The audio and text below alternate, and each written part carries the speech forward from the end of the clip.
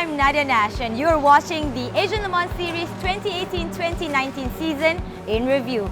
Year after year, the Asian Le Mans Series has been seeing growth in both its quality and quantity of its entries and also its fan base. The series brings with it the thrill of endurance racing to Asia and provides this region a direct pathway to the prestigious 24-hour of Le Mans through exclusive invitations for the winners of LMP2, LMP2M, LMP3 and GT classes. With returning champions and new entries in the mix, the season had all the elements of a great race. I am in the Audi of the Tianxi Racing Team's car. It's a GT car, it goes really fast, but it's sharing the track, racing together with other LMP2 and LMP3 cars. Well, that's what Asian Le Mans Series is all about. So I'm sure a lot goes through in the mind of these drivers when they're here. So let's have a little talk with them to find out more. Multi-class demands attention against your real competitors and against people driving slower or less powerful cars. If you're the slower car, you hold your line and let the faster car overtake you. They have to find a way to overtake you. If you're in a GT battle and there's two of you fighting and the LMP2s come up, you don't want to get the LMP2 in between you in the wrong place. So you can sometimes make it very difficult for the LMP2 to pass going into a corner. It's difficult because obviously the LMP2 want to get past us as quick as possible, but we don't want to lose time at the same time. Brace yourself for a dose of excitement, hair-raising battles and unpredictable weather. And Shanghai International Circuit is no stranger to all of that. Let's hop in a car and take a hot lap around the track. Hi, I'm Phil Hansen. Welcome on board with me around the Shanghai International Circuit for the first round of the Asian Le Mans Series. So as we go down the straight into turn 1, you'll notice it's you can see the apex, but as you begin to brake for it and go round, you drift wide. It's called corner number 2, but it's all like one long sweeping corner. You get back on power for a short period of time before you get down for the apex of turn 3, a change in elevation as you are then trying to get back on power, as you see a bit of oversteer, as I'm trying to lay down all the power before a short rush down into turn 6, which is another crucial braking zone, into a first gear tight right-hander. So I'm coming down into first now, and it's also quite important to get a good exit out of here, get on the power quite quickly, which gives you a good entry into turn 7 and 8, which are the quickest corners on track. Again, just lifting off there and then braking into corner 8, getting down into third, staying towards the right to set up corner 9 and 10. Again, on power, and you can see it's quite tricky when you're on the power, a lot of oversteer, a lot of snap. Using a bit of the exit curve there on the exit of turn 10 as we go into down the straight towards turn 11. Again, another heavy braking zone into first gear.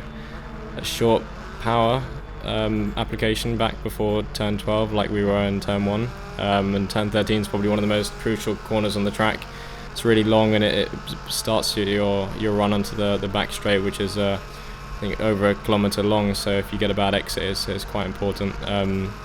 Again, with the car being set up, so with a lot of oversteer, it's really important to get a good exit. As we then go back into turn 14, which is probably the heaviest braking zone on the circuit, into first gear, and again really important to get a really clean exit on power. A little bit of oversteer there, but nothing major. As we then go up the hill a little bit into elevation for turn 16, which is the last corner, trying to carry a lot of minimum speed to set up another good lap and hopefully get a reasonable time.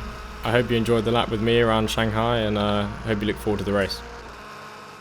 The track in Shanghai is a challenging one, so competing teams and endurance racing fans from all over the world were in for a fantastic season opener. It is the home of the annual F1 Chinese Grand Prix and the country's spiritual home of motorsport. The Shanghai International Circuit was the first stop for the 2018-2019 season, returning to the calendar after 4 years. The Shanghai International Circuit is a fast-flowing and technically demanding circuit that starts with the ever-tightening opening turns before the drivers brake left through 3 and 4. Then it's fast for 5 and 6 before the high G-force turns 7 and 8. More passing opportunities through turns 9 and 10 before one of the longest straights on the calendar, the 1.2-kilometer stretch that separates turns 13 and 14. Alexander West, in the spirit of race number 8, snatched the pole position in the LMP2 class ahead of Andrea Pizzitola and Algarve Pro. United Autosports would lead the LMP2 AM class from 3rd on the grid, ahead of ARC Bratislava in 8th, while in the LMP3s, Viper Nisa qualified the fastest, 10th overall, ahead of Kubush Michovsky from Inter Europol. In the GT class, a good start for Tianchi Racing, just ahead of Kargai, while in the GT Cup, Medina Motorsports led the 4-car field. A late bout of fog had largely lifted as the full 27-car grid began the 4-hour marathon, as Andre Pizzatola and Phil Hansen both passed pole setter Alexander West in the opening seconds. But contact between Hansen and West into turn 1 sent West spinning off, and the number 8 car was forced to rejoin at the rear of the field. It was West's teammate Pippo Durrani who set the fastest time in qualifying, but with a less experienced West trusted with the start, his first at this level of racing, it was perhaps too big of an ask, with the critical contact coming after he'd already been passed down the straight, with Hansen also losing some places. So Pizzatola took an early lead from We're on 10 in the number 1 Jackie Chan by DC Racing car. Meanwhile, Nigel Moore in the number 65 Viper Nizar Racing entry was leading the LMP3 category and was 5th overall with 15 minutes gone, having started from 10th position. But just 20 minutes into the race, there was a disaster for the early race leader, Andrea Pizzatola. Seen here walking away from his smoking car, which he left at pit exit, and terrible misfortune for the Algarve Pro Racing's number 24 entry, one of the pre-race favourites. That led to stewards declaring a full-course yellow flag while the car was removed, with the Algarve Pro Racing team seen back in the garage with unsurprisingly glum faces. After 35 minutes on the clock, the green flags came out again, but there was more drama on the restart. Ling Kang in the number 4 ARC Bratislava car was caught up in the action, with Phil Hansen in the number 22 car also involved, and both cars ran wide into turn 1. It was Kang's car that locked up coming into the corner, with Hansen almost running into the back of Kang after the Chinese driver's mistake. Meanwhile, 2 other cars took a spin in midfield, with Mark Patterson in the number 25 car hitting the number 79 Acuria Kos entry, and the number 35 Panis Barthez car also sliding off the track moments after its first pit stop. In the GT category, the number 88 Tianchi Racing Team entry was having a good battle with the number 5 TF Sports Aston Martin, with Johnny Mowlem pushing the Audi hard. In the GT Cup, Benny Simonson in the number 16 car had almost a lap advantage on the rest of his category. Meanwhile, Jeffrey Chiang in the number 12 Earl Bamber Motorsport car was beached in the gravel on the side of the track with 48 minutes gone, putting a serious dent in their GT Cup title hopes. We're on 10 in the number 1 car was leading by 18 seconds, but came into the pit shortly before the end of the first hour, meaning that Phil Hansen took his turn at the front of the field for the first time. Into the second hour, and David Chen in the number 88 Tianchi Racing Team was leading the GT class, but as he handed over into the pits to his teammate, there was a small fire at the rear of the car. But fortunately, that looked like it was just a drop of fuel on a hot exhaust pipe, rather than anything more serious. Elsewhere, the LMP3 entries were collectively having a barnstorming race. Nigel Moore had built a 12-second lead at the front for the Viper Nizar team, while a little further back, cars number 2, 3 and 79 were battling for second place in the category and 3rd overall, with Garrett Christ, Matt Bell and Colin Noble familiar foes from European Le Mans racing. In the GT class, the number 88 Audi was having a tremendous battle with Takeshi Kimura in the number 11 Kargai Ferrari, with the pair side by side coming through turns 8, 9 and 10. There was a little bit of contact between the two before the Ferrari was away and clear.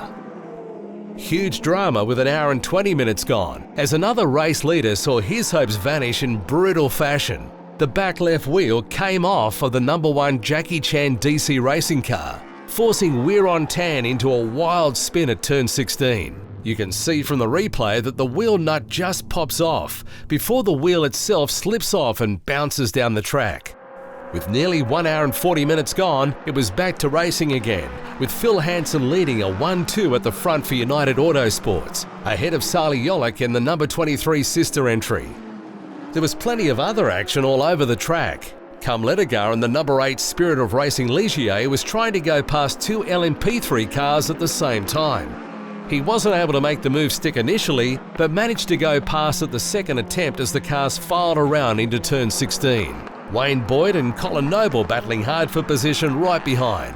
As the race moved past the halfway point, Phil Hansen in the United Autosports LMP2 car moved past Wayne Boyd in the number 2 sister LMP3 car and into second position overall. Cum Ledegar finished his first ever stint in an LMP2 car as the number 8 Spirit of Race entry came into the pits with a 44-second lead at the front. A remarkable turnaround after his teammate Alexander West's drama at the start of the race. Brazil's Pipo Derani was the new man in the car with some blistering lap times expected. Derani was straight into the thick of the action, with the number 8 car pushing the number 25 car hard from the back before he was able to overtake Anders Fjordbach. Elsewhere, the number 16 Porsche continued to lead the GT Cup category, while the GT class was seeing a tussle in midfield between the number 88 Audi and the number 51 Ferrari. At the start of the final hour, the number 22 car came into the pits, allowing Pipo Derani and Spirit of Race to take the lead with a series of quick lap times. In the GT Cup class, the number 21 and 59 Porsches were battling hard, with the EKS Motorsports number 59 entry getting the upper hand. Further ahead in LMP3, Martin Hipp in the number 13 Inter-Europol car was 30 seconds ahead of United Autosports' Chris Buncombe in the quest for the category lead. With 10 minutes left, Paul Di Restra came into the pits for a splash of fuel and darted back out again. But the re-entry was a little too quick, and the United Autosports car would later draw a 30-second time penalty. But that pit stop allowed Pipo Derani to go back into the lead for the final time. And although he had to complete an extra lap at the end due to a timing error, he would cross the line comfortably ahead, with the team bouncing back brilliantly after the incident at the start. A great performance by the whole Spirit of Race team, celebrated in style.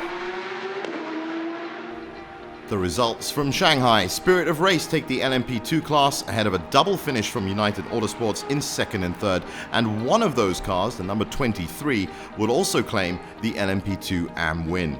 In LMP3, Inter-Europol grabbed their first win ahead of United Autosports, while in the GT class, Car Guy take the opening victory. So after a foggy start to the 4 hours of Shanghai, Spirit of Race take their first win in the LMP2 class ahead of United Autosports in second and third. In the LMP2 AM class, well, United would take the top spot on the podium for that one, ARC Bratislava coming in second. And in the LMP3 class, well, it's a good first win for the Inter-Europol team ahead of United Autosports and Eurasia Motorsports in third spot.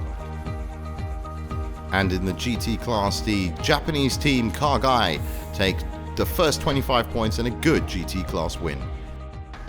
The series sets off to Fuji, Japan for round 2. And of course, everyone is excited for the big race day, which cannot happen without first having the qualifying sessions. Let's learn more about it. Here at the Asian Le Mans Series, we're always talking about endurance. Okay, how long can the car and the driver last? How many stints? We're talking about refueling and pit stops, but in the qualifying sessions, it's a totally different ball game because here we're talking about speed. How fast can you go? Well, that's the aim, for the driver to finish one lap in the shortest amount of time.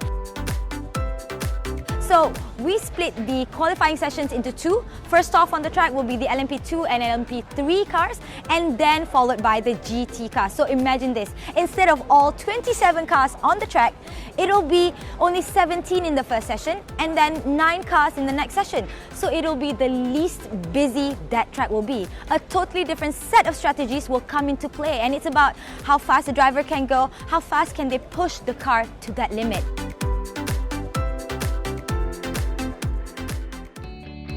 Fuji Speedway has played an important part in the Asian Le Mans Series racing calendar. The fans love the track, the drivers dream of racing there. Want to know why? Have a look at this hot lap. This is Pipo Derani, and I'm gonna take you around Fuji Speedway for a lap in yesterday's practice for the 2018-19 Asian Le Mans Series Championship. Approaching turn 1, very difficult and late braking zone. Very important to brake late and to have a good exit. It's basically the only corner from sector 1. Now we're approaching turn 2, a very quick left king, which makes part already of second sector. you need to nail the inside curb, otherwise you can run wide. And now the nicest corner on this track, which is 100R, very long right-hander, and difficult for braking zone as well for turn 5 because you come very, very quick. Another important corner leads to a straight going to third sector. You need a good exit there. It's a passing opportunity as well going to the hairpin. And now in turn 10, which is another slow corner, a hairpin, you need to prepare the exit for the second apex. And now the third sector, which is a very tricky sector in this track. It's probably, it invites you to brake late, but it's very easy to overdrive, so very, very difficult here, especially on old tires. And now going to the last corner, which again leads you to one of the biggest straights on the calendar. You always want to focus on the exit, but also very important to carry the minimum speed. And now you can see a little bit of slipstream going down the straight, which is very, very big, well over 240, 250 kph, and that's a lap around Fuji Speedway. Qualifying sessions went well, and with Mount Fuji as witness, the second round of the series was off to a roaring start. The Fuji Speedway was originally constructed in the early 1960s and was designed to host oval circuit racing, and was later modified to its current configuration of 4.56 kilometers, featuring the longest straight currently used in motorsport in the world. Here is the circuit itself: 4.5 kilometers, 9 rights, 7 lefts, turn 1 dipping steeply into 2 and 3, that heads to 4 and 5, then the hairpin of 6 and 7. Heavy braking as they go uphill through 10, 11 and 12, and then 13 through 15, which is essentially the setup back onto that home straight. United Autosports sat on pole in Fuji with Harrison Newey alongside in the LMP2 class. United Autosports would also lead the LMP2 AM class with their number 23 car, and the LMP3 class as well, with Chris Buncombe and Matt Bell in 9th and 10th spot in the number 2 and number 3 cars. Car Guy with a great pole in the GT class on home soil.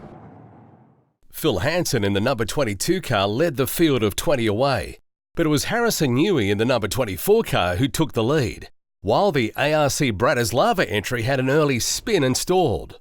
Meanwhile, Nigel Moore in the Viper Nizar car had another blinding start, and he moved his LMP3 car up to 3rd overall. There was some lock-up for Newey at the end of the first lap, but he was still leading from Hansen and Moore, with the number 23 and number 35 side by side in the battle for 4th position overall. Anthony Liu in the Audi went past both of the 2 Ferraris to take the lead in the GT category. Sully Yollet going wheel to wheel with Mathieu Lahaye before the Frenchman finally went past on the inside with a great move. Polish driver Jakub Mieszkowski in the number 13 Inter-Europol car had a fantastic opening session, quickly moving from 12th position on the grid and 6th in the LMP3 up to 3rd in class and 7th overall. Just behind, Chris Buncombe in the number 2 United Autosports car and Nick Adcock in the Ecuria Cos entry were battling furiously, with the 2 British drivers vying for 4th position in LMP3. Local driver Takeshi Kimura in the Car Guy Ferrari was defending an attack from Anthony Liu in the Audi. But just minutes later, the Ferrari had a tyre problem and immediately came into the pits, with what was found to be a diffuser lightly touching the tyre. That pit stop allowed Liu to become the new leader in GT, despite having had an earlier drive-through penalty, with the Chinese driver now running in 15th overall. Here's a replay of the number 7 Ecuria Cos spinning and ending up in the barrier before coming into the pits, where a mild nose job was necessary. Light rain was affecting the drivers and the track, but wasn't yet heavy enough to force a switch to wet tyres, making it very difficult for the drivers to cope while also slowing them down.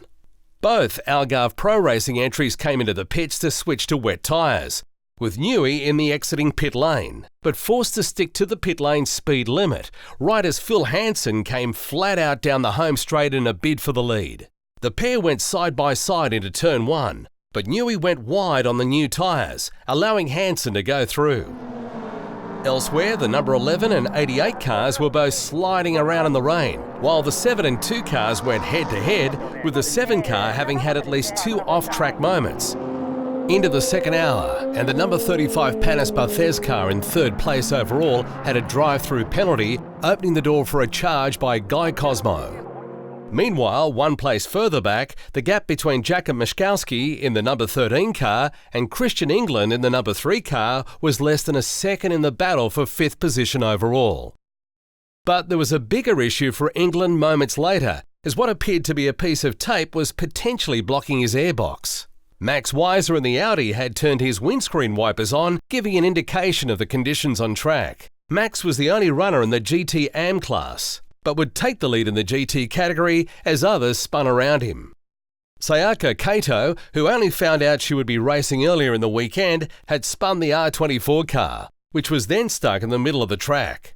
Kato had been out on slick tyres in the rain, which would explain the spin, and then quickly came into change to wet tyres after she got the car going again. Johnny Molam in the number 5 TS sports car was running well, with the GT entry battling with LMP3 cars out on track. Phil Hansen was able to pass Newey and regain the lead towards the end of the second hour, with Newey blaming his team's decision to stay out longer on the slicks. Kam Ledegar was having some issues in the Spirit of Race car, bullying some bollards out of the way near turn 10 in a bid to get back on track. Just past the midway point in the race, there was a hairy moment for Alessandro Pierguidi in the number 51 Spirit of Race car, the red Ferrari taking evasive action after mild contact on the track. Kam Ledegar in the number 8 car was coming back into contention after some troubles earlier in the race. He was still a lap down on some of his rivals, but was lapping much quicker than anybody else on hotter tyres. Ledegar in the Spirit of Race car attempted to overtake the car Guy Ferrari, but was denied by James Collado. Ledegar tried another move, and although he overcooked it here, he kept the pressure on. With just over an hour left on the clock, remarkably all 4 of the United Autosports cars across both LMP2 and LMP3 categories were visible in the same shot. Mathieu Lahaye in the number 35 Panis Barthez entry was pushing hard and close to within just 8 seconds of Guy Cosmo in third, but a sideways skid here cost him in his bid to get on the podium. Meanwhile, the teams were starting to get back to slick tyres as quickly as possible as the track continued to dry.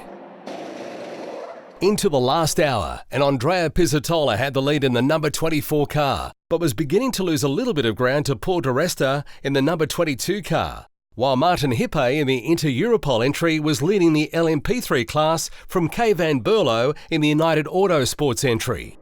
The Tianchi Racing Team, third in GT, had some trouble in the closing stages, with Zhong Yachi having 2 spins on the same lap despite the rain no longer being a factor. But it was hometown heroes Car Guy who claimed a very popular G-Class victory in front of the Japanese fans in their Ferrari 488 GT3. Meanwhile, with the safety car coming out to recover the stranded number 36 car, Paul di Resta took the opportunity to come in for a final pit stop. Di Resta managed to stay on the same lap as the leader, and he and Pizzitola were neck and neck at the restart with less than half an hour left. But Pizzitola held firm, slowly edging out a slight gap and would win by 16 seconds, allowing his teammate and defending champion Harrison Newey to get back into this year's title hunt. ARC Bratislava secured the final podium position in another tight race with Panis Barthez, while the LMP3 category was won by Kay van Berlo and United Autosports, pipping Martin Hippe and Inter-Europol by just 3.5 seconds. Here are the full results. Algarve Pro take a much-needed win in LMP2 over United Autosports, who start their championship campaign. United would still pick up a class win in LMP3 though, ahead of Inter-Europol coming in second. While James Collado brought home another GT win for Car Guy, perfect so far from them in the 2 races this season. To the LMP2 podium, and Algarve Pro sitting pretty on top with the 25 points. United Autosports in second. To the LMP2 AM trophy, and this time it would be the team in yellow ARC Bratislava to take top honours. In the LMP3, well, this would be a win for United Autosports. Those bright green jumpsuits of Inter-Europol in second. And in the GT class, Car Guy take their second win of the season, and that's all from us in Fuji. Leaving the cold weather behind, we head to Buriram for round 3, and just like the year before, the race in the Land of Smiles was a celebration that saw an impressive turnout. Hi there, we're having the 3rd round of the Asian Le Mans Series in Buriram International Circuit, and it's extra special because it's also National Children's Day here in Thailand. Huge festivity, everyone's here to celebrate, families bring their children out here to the circuit, and right now the pit lane is open so that there's a meet and greet session with our Asian Le Mans Series drivers.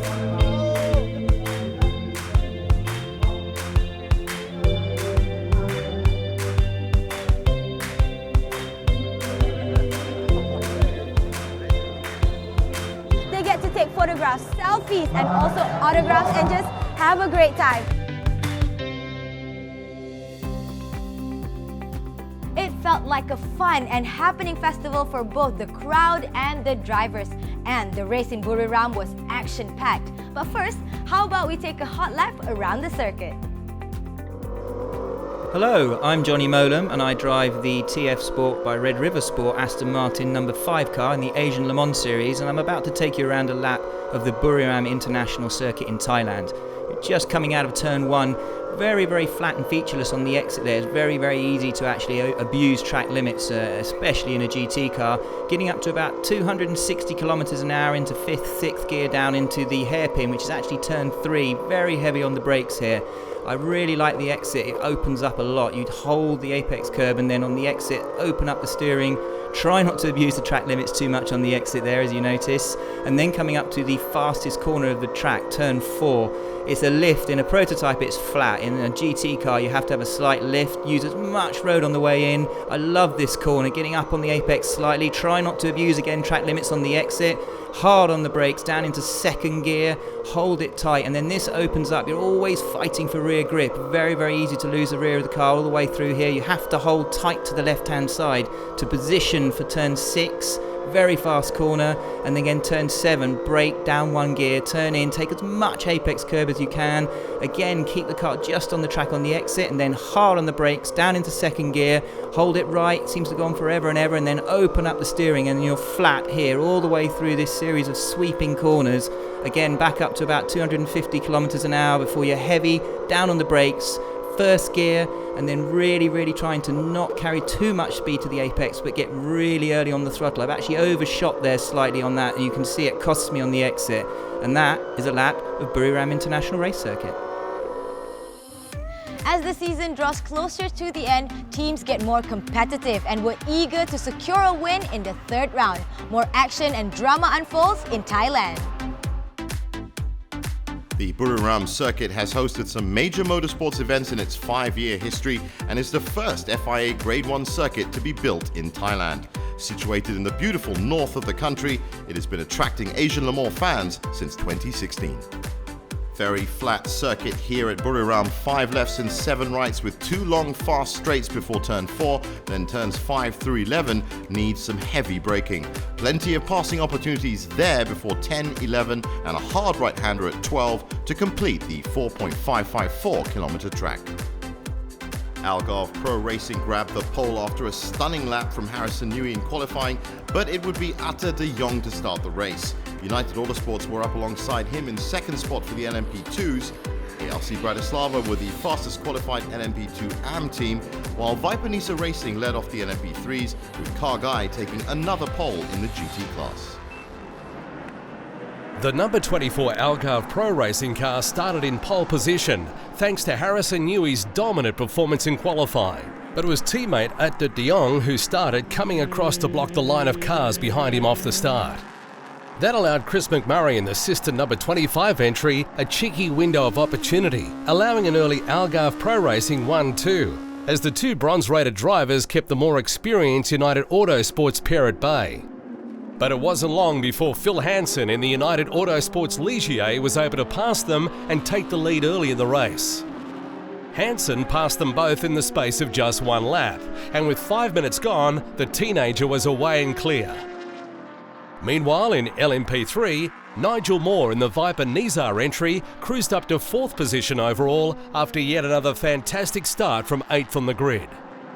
In the GT category, Max Weiser and the Tianchi Racing Team Audi led from the start, after some tussles on the opening lap, running ahead of several LMP3 entries early in the race.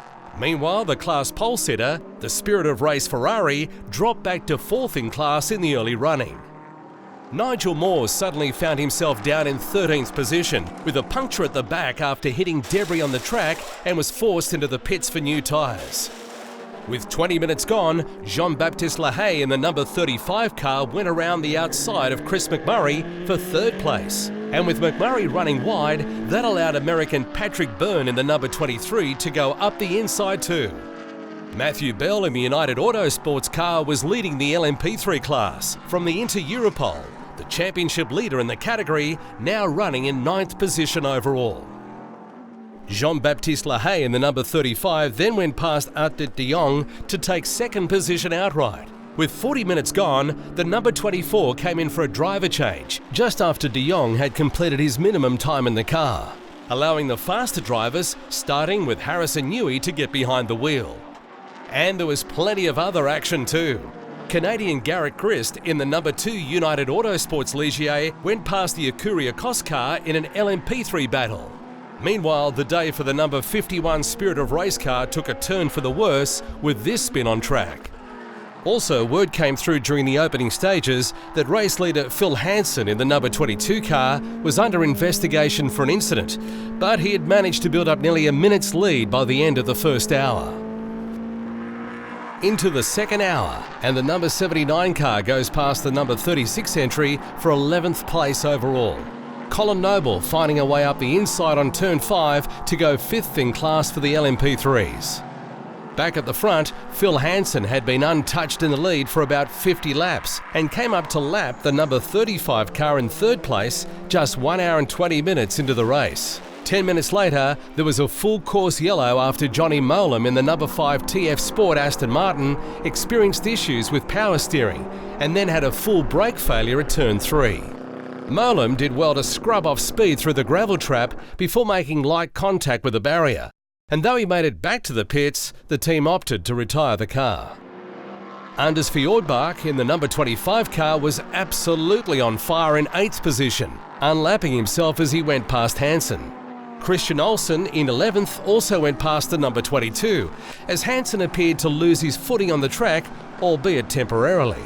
Elsewhere, there was a penalty for the number 23 car, as Sully Yolick mistimed his entry into the pits, dropping the car off the lead in the LMP2 AM class. Meanwhile, in the LMP3 category, a battle was shaping up between the number 13 Inter Europol car of Schmichowski and Martin Hippe, and the United Autosports trio of Chris Buncombe, Garrett Grist and Wayne Boyd.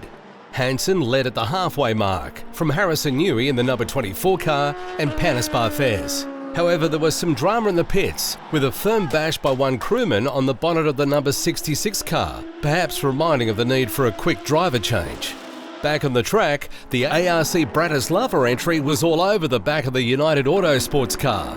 Some loose bodywork on the number 13 car, following a spin at turn 4, forced a 3-minute pit stop for repairs, with Martin Hippe now running in 2nd place behind Wayne Boyd in the number 2 car. That dropped the number 13 out of contention for the win, but the team managed to secure some solid championship points in the LMP3 standings.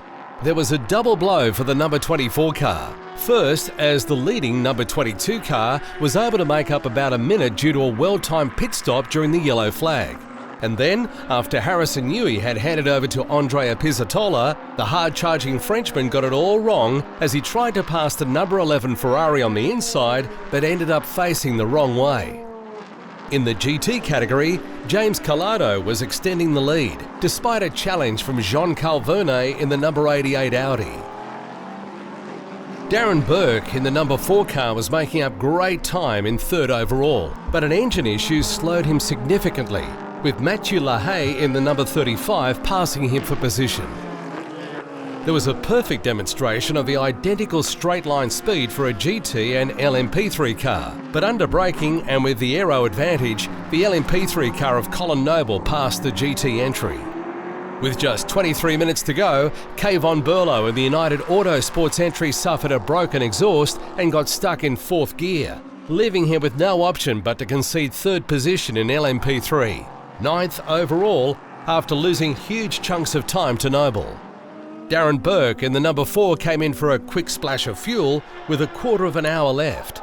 He would go on to nurse his Ligier home in 4th position, with the ARC Bratislava team also picking up the LMP2 AM Trophy win to take a 9-point lead in the class championship. There was a drive-through penalty for number 11 for breaching track limits at pit exit, one of a number of infringements for James Collado. But despite the late visit to pit stop, the Japanese team had built up enough of a lead to win their 3rd race of the season and extend their lead in the championship to 24 points. With just minutes left on the clock, Pizzatola had to come in for yet another pit stop. However, despite the stop, Pizzatola still managed to hold on to a 10-second margin by the flag. Phil Hansen was back in the number 22 car after a stint by teammate Paul di Resta and came in with just 90 seconds on the clock for a final top-up. An error-free stop by the pit crew allowed Hansen to proceed to his team's first win of the year after 2 second-place finishes, a result that extends their championship lead to 18 points. Crossing the line now to take the checkered flag. Behind them will be the second place car in LMP3 to finish their race. There you go, and there's the ARC Bratislava car. They will cross the line to confirm their 4th position and to confirm a win in the LMP2 AM. And just behind him is Anders Fjordbak, 9 seconds back at the end of that race. Results from the 4 hours of Buriram saw a dominant win for United Autosports in LMP2 ahead of Algarve Pro and a great 3rd place for Panis Barthez. ARC Bratislava won the LMP2 AM class, while in LMP3 another win for United Autosports ahead of Inter Europol, and it's a perfect 3 wins for Car Guy as they again took the GT category. So to the LMP2 podium, and after a tough fight, United Autosports take top spot ahead of Algarve Pro. In the LMP2 AM Trophy, it's a famous 2nd win for ARC Bratislava. They're looking very good now. And in the LMP3 class, it's United Autosports again, Inter Europol in 2nd. And in the GT class, Car Guy make it 3 wins out of 3. Tianchi Racing put up a very tough fight, and that brings us to an end here in Thailand.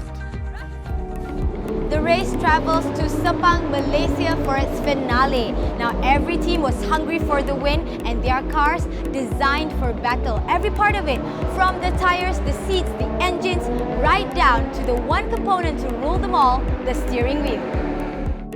Here at Eurasia's garage, and they've got their beautiful LMP3 right here. What is the most important part of this vehicle right here? It's actually that, right there, the steering wheel. So I'm gonna go and ask them if I can go get hold of one.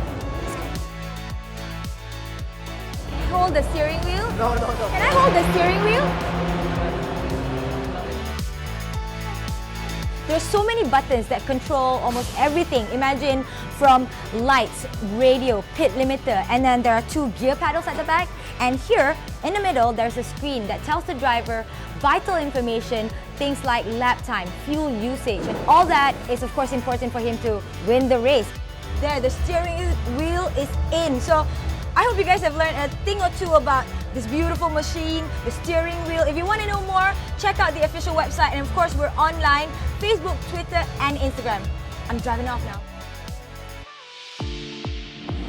Here is another element of the competition that we can't leave out, the racetrack. And Sepang International Circuit was the chosen venue where the championship will be decided. Let's take a look at the hot lap.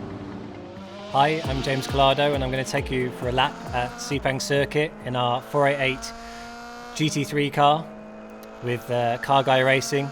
We're going into a high-speed turn 1 now with a very heavy braking point, normally looking for around 100-meter point.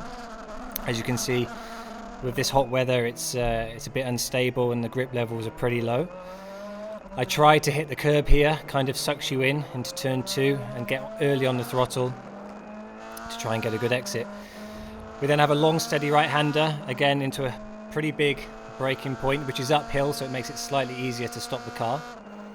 Again, looking for the apex close to the curb on the inside and getting early on the throttle, using probably a bit too much track on the exit there. This is the highest speed set of corners, very, very high speed. As you can see, car twitching around, trying to keep it to the left as much as I can. As you can see again, a lot of oversteer. Car wasn't so balanced at this point. The double right, always hard. You need to anticipate the corner a little bit and not overdrive, and try and concentrate again on getting a good exit. This is the smallest corner on the track, turn 7, a heavy braking point. Trying to brake in a straight line. Here I made a bit of a silly mistake, missed the apex a little bit, which cost me on the exit. This is a very difficult corner, a blind right-hander. You have to almost guess where to turn in, second gear. Then again, using all the track available on the exit. Again, high-speed corner. This is really fun corner, one of my favorites. Chuck the car in, try not to use all the track available. Again, twitchy on the rear there, something I need to try and sort tomorrow. Now we have probably the longest straight, going into one of the hardest corners. Again, it's blind, looking for the 100-meter board visually, gives you a good reference where to brake. Down to first gear as well, trying to stop the car. Veering in the corner, again, completely missing the apex, but it's something I can solve for tomorrow. And then trying to get a good exit back over the start-finish line for another lap. So thanks for joining me on my hot lap of Sepang. Not the tidiest of laps, but something I can work on for tomorrow. Cheers. 4 hours of Sepang was ready to deliver world-class endurance racing action for fans everywhere. It is time for the teams to be giving it all they've got. This is the season finale. Once again, the final round of the Asian Le Mans season brought the drivers and teams to the world-famous Sepang International Circuit. Famous for its layout and just as well known for its extreme weather, be it rain or shine. It's a tough final challenge for championship weekend. The 5.543 kilometers of Sepang is renowned for having it all. First, the tight double corner downhill for 1 and 2, then it picks up speed through 3 and 7, uphill there before a very tight incline at 9 and 10. After that, it sweeps through fast 11 and 12 before those 2 signature straights that complete the lap. Spirit of Race would lead the LMP2 grid after another amazing qualifying performance from Pippo Durrani, and as Fjordback was fastest in the LMP2 AM class, while Wayne Boyd led the LMP3 category, and it's a first ever GT pole for the new 2019 Audi of Tianchi Racing. Pole sitter Pippo Durrani in the number 8 Spirit of Race Ligier was away and clear at the start, as he got a jump on the rest of the field. But it was something the race officials would take another look at. Meanwhile, car number 24 locked up coming into turn 1 and lost 3 places in the opening moments, having started in 3rd position on the grid. In LMP3, yet another sensational start from Nigel Moore saw him move up 3 spots straight away, having been forced to start from the back of the grid. But it was the pole-sitting number 2 car of United Autosports that was setting the early pace in the category. In the opening 10 minutes, the number 38 car came in for a 2-minute stop-and-go penalty due to an engine change earlier in the weekend, with the team unable to argue their case successfully to the stewards. Back at the front, Philip Hansen was setting some blistering lap times early on and was looking to reel in Durrani, with the threat of a penalty still looming for the Brazilian. In the GT category, the number 66 Tianchi Racing Team Audi had burst into the category lead, despite having started 4th in class. Miro Konopka in the ARC Bratislava LMP2 entry went past the LMP3 leader to go into 7th overall. Pippo Durrani was then called into the pits for a drive-through penalty after it was revealed he did indeed hit the gas a little too early at the start of the race, with the delay dropping the early race leader down to 4th position overall.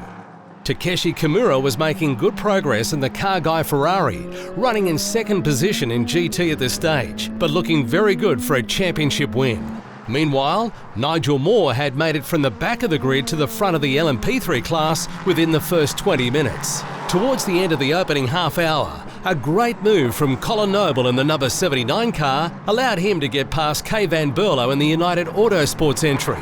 Noble representing the famed Courier Cost team that won the Le Mans 24 Hours race twice in the 1950s. Just moments later, a mistake from Van Berlo also allowed Schmeichowski in the number 13 car to take advantage as well, as the LMP3 battle heated up between this quartet of cars. A little further down the track, Nigel Moore had built up an 8-second lead over Noble at the front of the class, running in 8th position overall. In GT, Max Weiser had edged out about a minute gap for the class lead, while the pit stop started to happen at the end of the first hour, with the sister entry number 88 car, which earlier had a spin on track, coming in for a change while running in third and 19th overall. There were some significant pit stops at the start of the second hour in the LMP3 category, with all three cars at the top of the class pitting at the same time, and all three in championship contention, as Matt Bell and Martin Hippe took over for the number 3 and number 13 cars respectively. Tony Wells in the number 79 Acuria Cos car was leading the LMP3 category, but closely followed by Hippe in the number 13. The pressure from the German was relentless as he looked to have gone up the inside of Wells, but was unable to make the move stick in traffic initially before eventually going past. Kay Van Berlo also took advantage to move past Wells and up into second in class. Kai Cozzolino was the man behind the wheel of the number 11 Ferrari, and while he was some way off the leading Audi, the car guy just required a single point to clinch the title, meaning that simply finishing the race was of paramount importance. Alexander West, running 5th overall in the number 8 Spirit of Race car, then stopped on the crest of the track with a safety car primed to emerge. West luckily was able to restart the car, but the safety car had already left pit lane, prompting a full course yellow and bunching up the field. Chris Buncombe in the number 2 car led the field away at the restart, just as the number 25 car was emerging from pit lane.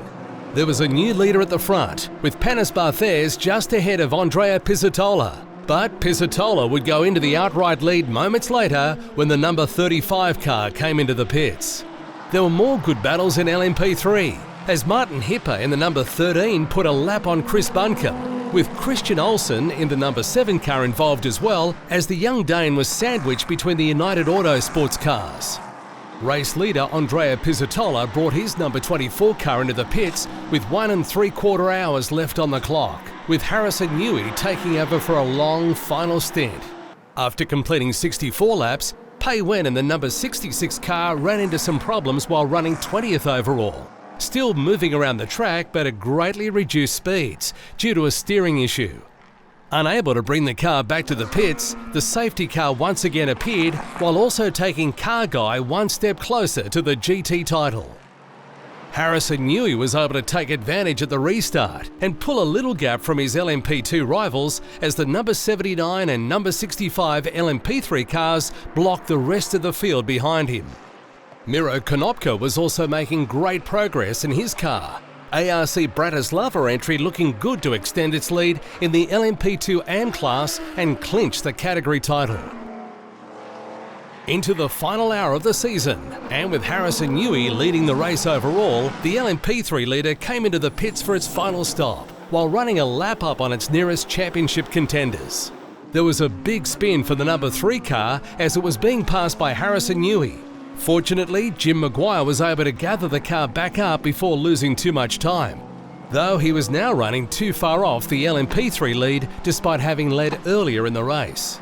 Anders Fjordbach had late race dramas, with the number 25 car stopping on track and the Danish driver exiting the vehicle, meaning that the number 4 ARC Bratislava entry was within spitting distance of the LMP2 AM crown.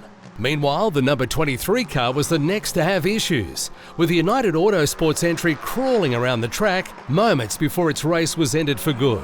In the closing moments, there was contact between the number 2 and number 79, with Chris Buncombe cutting across Tony Wells and leaving him nowhere to go.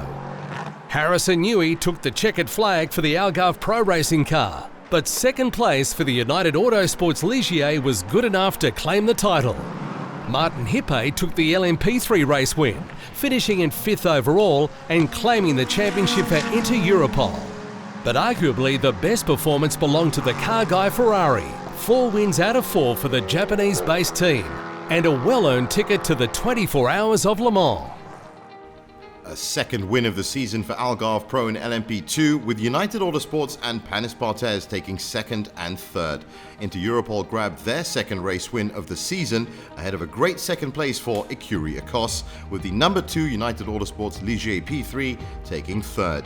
And with the title on the line, Car Guy pull out their 4th consecutive win in GT, ahead of Tianchi Racing and Spirit of Race. For the overall classifications, the LMP2 title won by United Autosports ahead of Algarve Pro in second place and ARC Bratislava in third. In LMP2 AM, ARC Bratislava win their invite to the 24 Hours of Le Mans with United Autosports and Algarve Pro in second and third respectively. Inter Europol take the LMP3 title ahead of United Autosports and Ecuria Cos, and Cargai sweep the GT title ahead of Spirit of Race and Tianchi Racing. For the full results and classifications, please visit the official Asian Le Mans website. For the last podium of the series, Algarve Pro takes the race win. Proud moment for them. United Autosports finishing up in second. At the LMP2 AM class, well, it was ARC Bratislava to take that trophy. In LMP3, Inter Europol make it a very consistent season as they take another great win. And in the GT class, well, what can you say? 4 wins out of 4 for Cargai. And that brings us to an end of Sepang.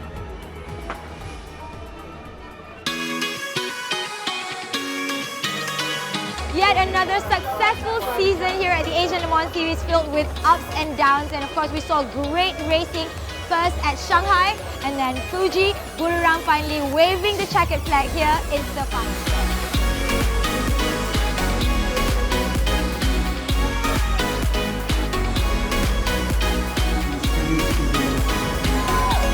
We'd like to thank all of you for sticking by us throughout the entire season that was made possible thanks to our partners, the organizers, and all the participating teams.